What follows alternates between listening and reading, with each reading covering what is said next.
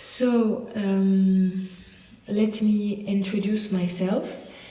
My name is Céline Douce, and I grew up in Tunisia. My mother is French and my father is Tunisian, so we are a mixed cultural family, and I lived in between those two cultures.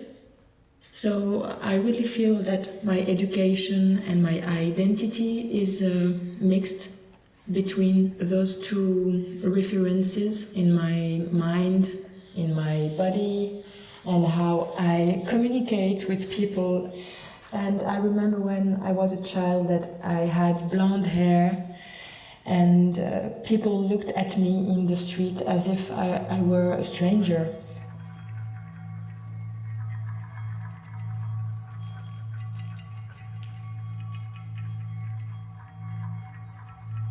I looked like I wasn't Tunisian.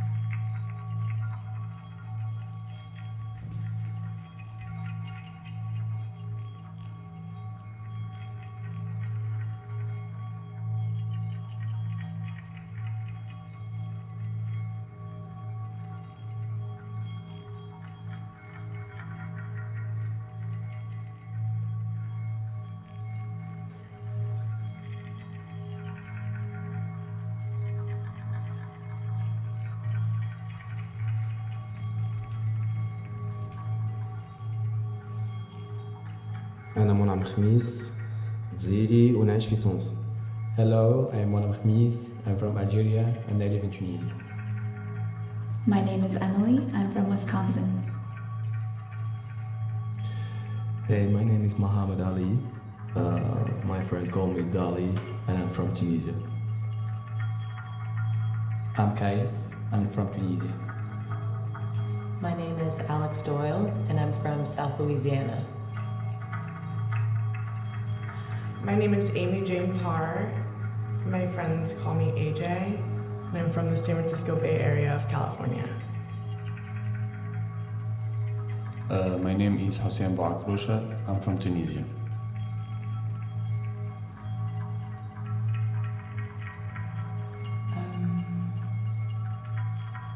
It was a bit confusing because the way people looked at me was in the same time something very positive, because I felt like they think I'm pretty.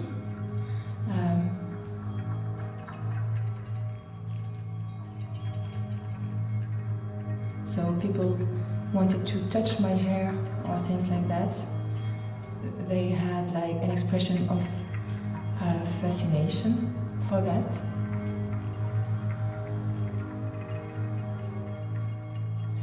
So, and it was confusing for me. It was something good and bad in the same time.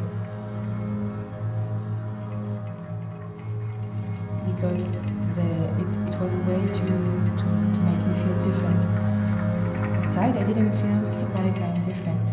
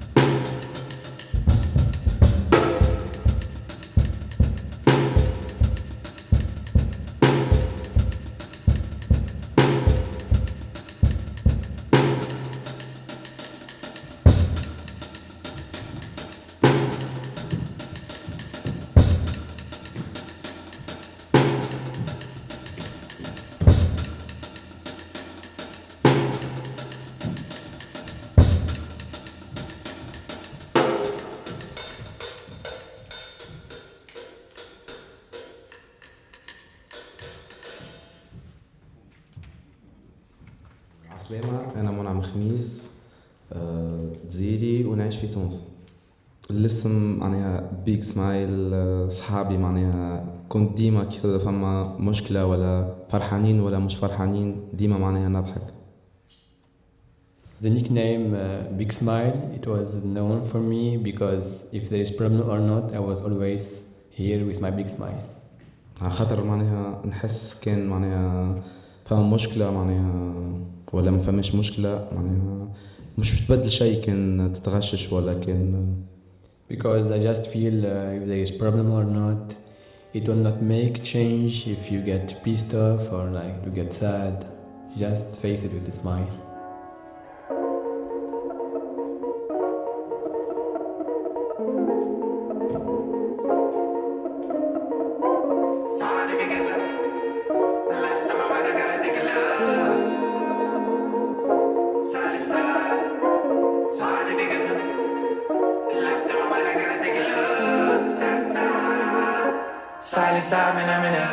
It's hard to figure and I'm pretty sure. Left on my mind, I gotta take a look. Side to side, nothing good. Side to side, man, I'm in a.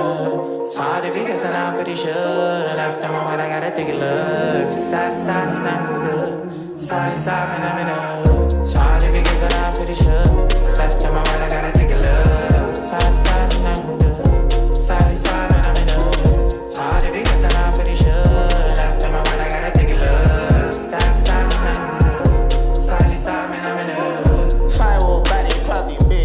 Show the house, then ain't even a bed. Don't even try to miss like family shit. 40 had paid to state to stage. Smoking outside, man, I won't care. Laughing out loud till I drop tears. Pause got me do something till you be weird. Walk on the water, walking in the year. 25 coming groups, I disappear. I was selling it since a kid. Now I got the habit in the French flip. For me uptown in the hotel. House habit, I perform. Cold ass smoky, but my heart still warm. And you know my war searching for the white form. Showing everybody in the game of war arm. 99 ready to transform. Figure alive, it's a Sumi stone. I wanna ride where the groove is gone. I'm out of mind cause the proof is born. It's hard to figure and I'm pretty sure. Left on my mind, I gotta take a look. Side to side, nothing good. Side to side, man, I'm in a. It's hard to figure and I'm pretty sure. Left on my mind, I gotta take a look. Side to side, nothing good. Side to side, man, I'm in a. It's hard to figure and I'm pretty sure. Left on my mind, I gotta take a look. Side to side, nothing good.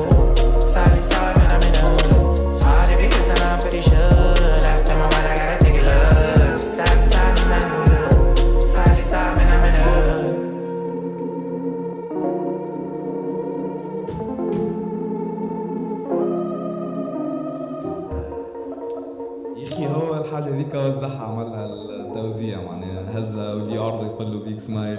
جي هادي start to make this nickname so famous. Mon ami. لو قاعد نجي نقام في بلاصة يقول له جي بيك سمايل. So every time I go to any place, G had start to say, "Oh, Mona, the big smile is here."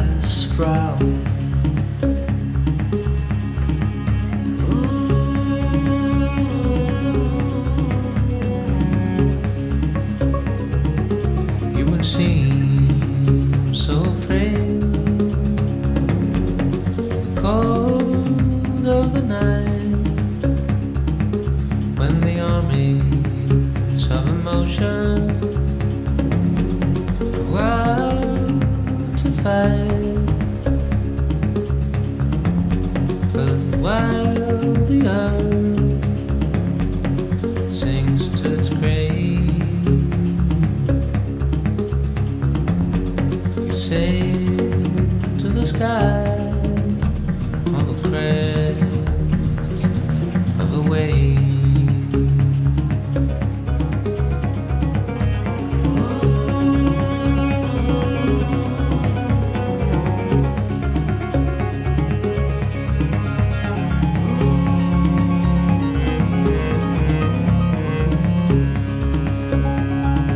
So forget this cruel world where I belong. I'll just sit and wait and sing my song.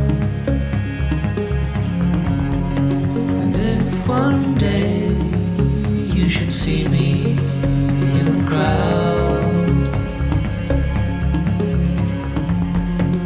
lend a hand and lift me to your place in the cloud.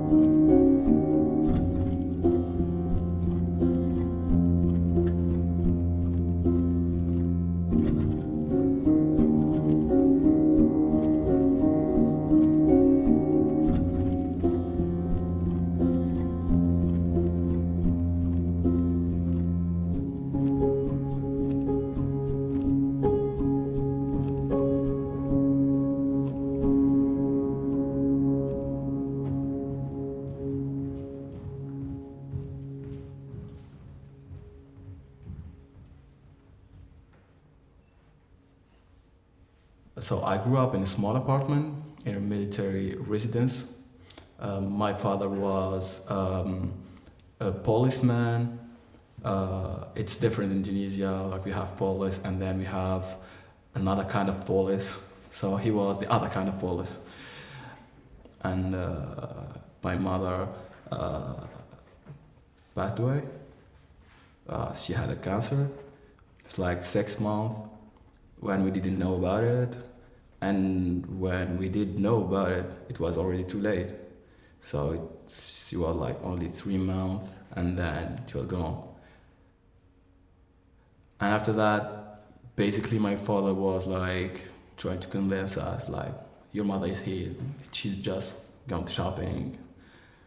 But when I saw that, when I hear that, it's confusing, you know, when you're trying to accept the fact that that person is gone, and you hear that from your parent, you're trying to not show any weakness.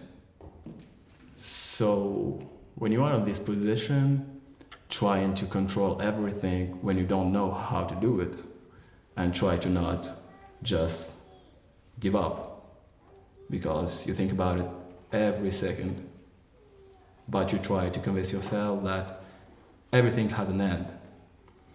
So when you have this in mind, you try to be stronger, and that period I'd stop going to school because I can't do both. So during like 6 or 8 months, I didn't go to school, neither my brother. So it was like 3 months, very tough month, to do the father role and the mother role, and try to cook, to do a lot of stuff. So I think basically it was like this.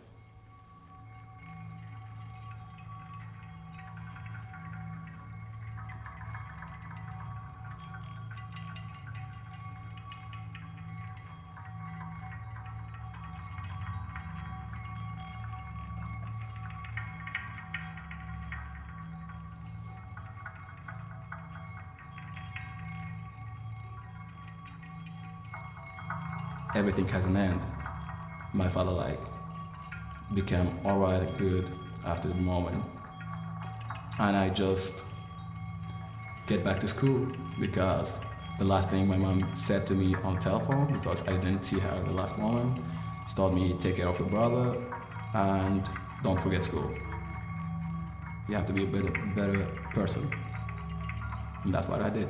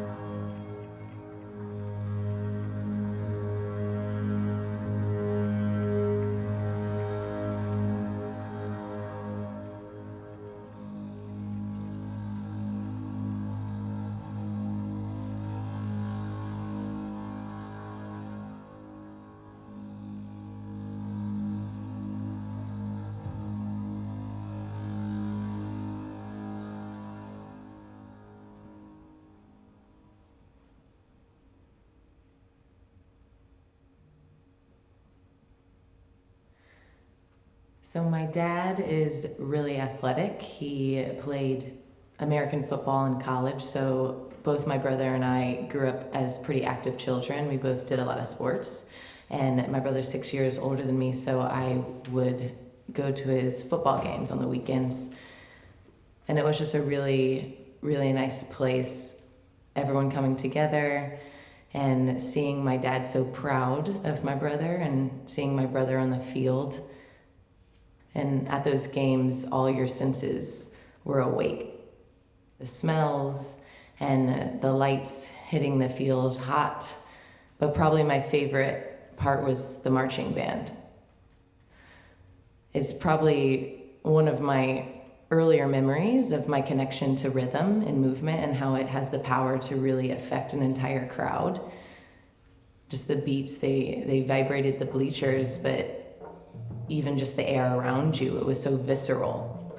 Everyone was there in the same moment, and it really had the effect of inspiring me to move and everyone in the stadium to move. And it's kind of hard to be there without feeling anything.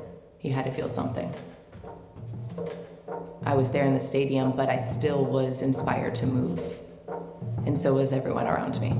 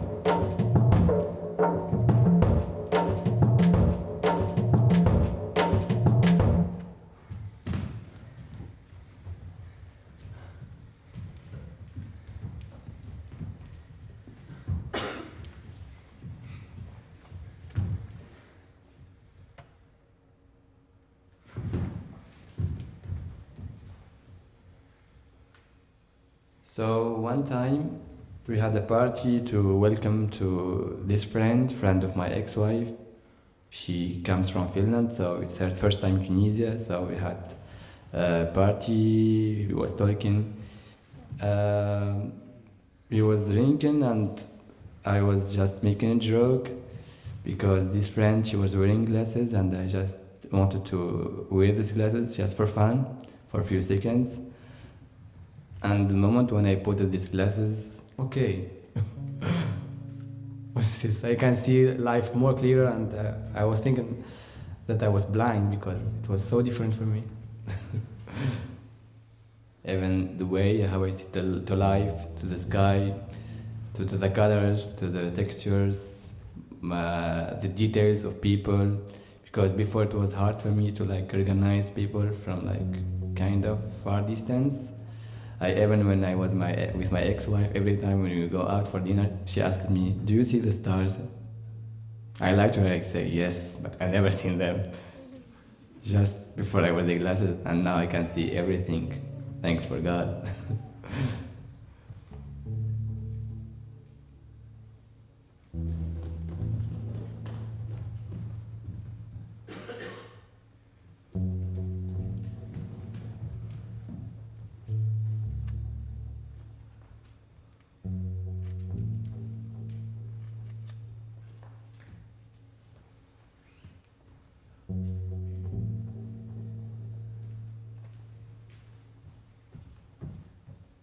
Most of the time, when I'm having fun, it's always had something to do with people that I'm close to, between my friend, my family. Okay, this is a funny thing. This is really funny. I was at the house with my friends. We were chilling, and we having a good time. Some music. We danced a little bit. And my mom and dad are in the other room. They live in their life. And my mom knocked. She said, "Come, I need you to do something for me." I said, "Okay." I went there. She took my hand. And you know the game when you hold hands and you start turning? She held my hand and she said, "Let's play." I was like, "What? Okay, let's play." And we were turning, and she was laughing, and I was laughing. It was really, really, really, really joyful moment, you know? And that changed things in me afterward. I started seeing things, I started doing those things to people. When I feel like somebody's like not really in the mood or even in the mood, I just surprise him. "Come on. Come here, let's do this thing," or whatever. And sometimes those things change the vibe and change the energy around people, and to put yourself in a position when you don't know what might happen.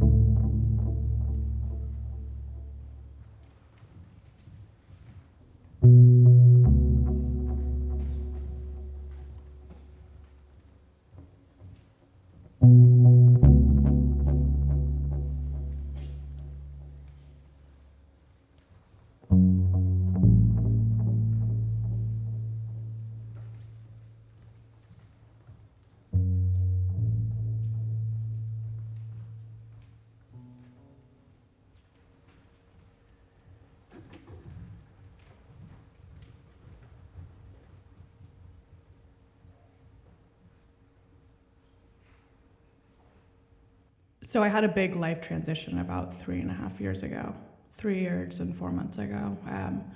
I got sober, and it's been like the wildest journey of personal growth and learning about myself and my weaknesses and my strengths. And I would say about 4 months in, I had a click that I was kind of like, okay, this is what I'm supposed to be doing, and this is the change that I need to make. And anytime I feel that way, I immediately go to, my dad must be looking over me. He must be here somewhere. I'm not really one to like believe in angels or like the afterlife, but I think that he was letting me experience this as free as possible. Him out there. And I felt like in a way I was kind of doing it for him as well as doing it for myself. So my dad was an alcoholic. I don't remember his drinking. He passed away when I was 3. But so all I know is stories that my mom has told me. But my whole dad's side come from alcoholics and drug addicts. My uncle is 16 years sober. My grandma's an alcoholic. My aunt died of drug addiction. My dad committed suicide.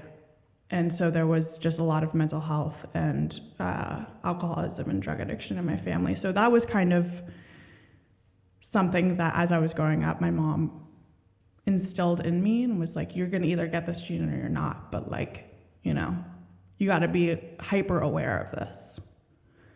And I got the gene. So there always is the thought, like, if he was still alive, would he have gotten sober? If he was still alive, how would he have handled my drinking? And if he was still alive, would this be a process that we would be going through together? And like, those are all the unknown. It could go one of two ways,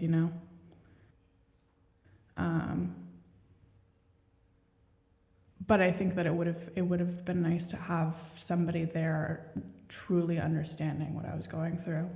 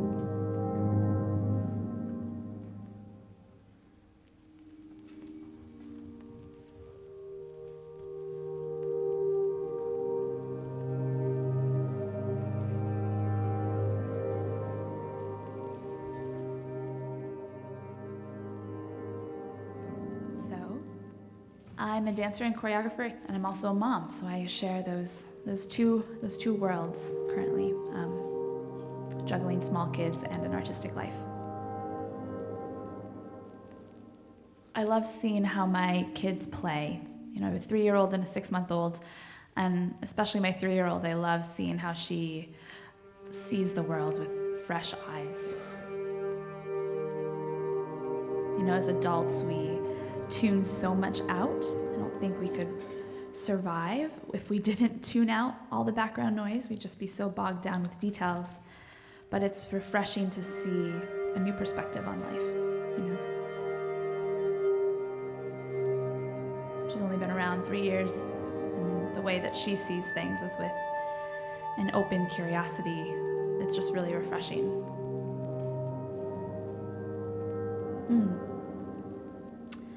There was the time she and I were eating lunch together. We were sitting kitty corner at the kitchen table, almost side by side, but at an angle. She was in her booster seat. She leaned very close to me. Her nose was a centimeter from my face. I was thinking, what's happening? And she goes, "Mama, I see me in your eye." And of course she meant she could literally see her reflection on the surface of my pupil.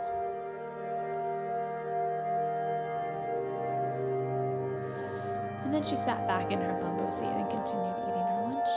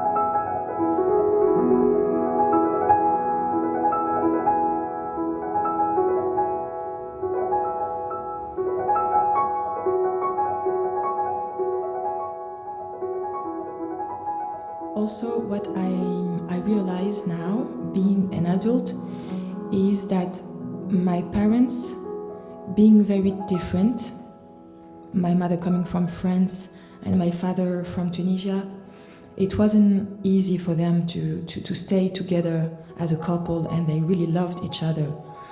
And I have the feeling sometimes that my parents are kind of heroes, because my mother left her country very early. She was like 20 years old, for a country that she didn't know at all. And I see that how courageous it was for my mother to come in Tunisia, to live there. They have to be together, and they have to, despite all the obstacles or the difficulties, we should first look to each other in our eyes and see what we are, and just trust the relationship with love.